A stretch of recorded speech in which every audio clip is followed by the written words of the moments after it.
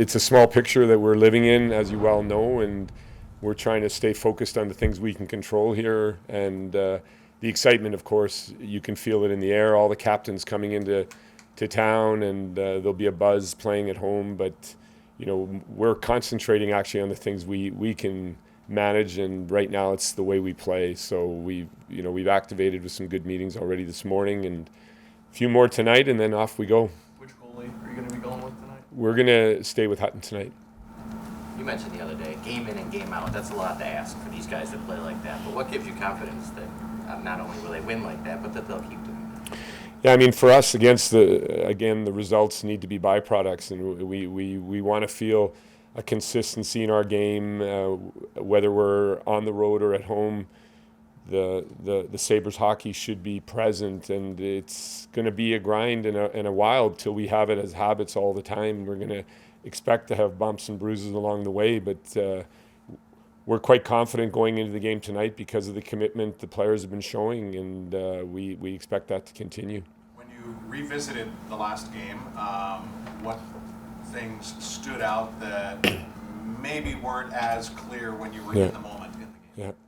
Well, I think just the confirmation of how we wanted to play, and for us as coaches, the pleasure in seeing that go right through the finish line. There was very little deviation from how we wanted to execute with and without the puck, and it was a wonderful first game. But again, that's all it was. It was a first game of many, and now to build that consistency is our challenge.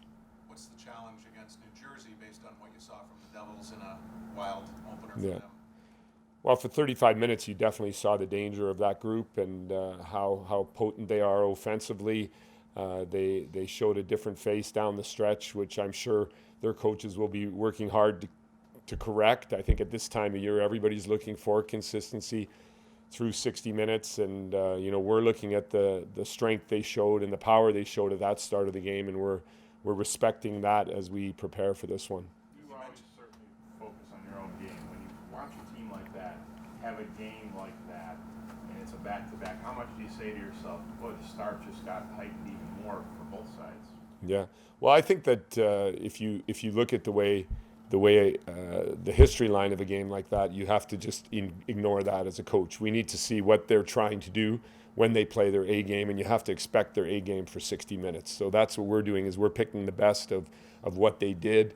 The score is actually irrelevant. We saw when they were on, they're dangerous, and they're very effective in what they do. And we have a lot of respect for the way they're being coached there. And like I said, I'm sure they're coming in here grumpier than if they would have won the game. So that makes it all that much more challenging for us. Is the rest of the lineup the same tonight? Yes, I mean, generally we'll have the same bodies, and we'll see how they come together tonight. You mentioned the captains coming back tonight. Yeah. In your years in the game, what have you grown to appreciate and expect from a captain?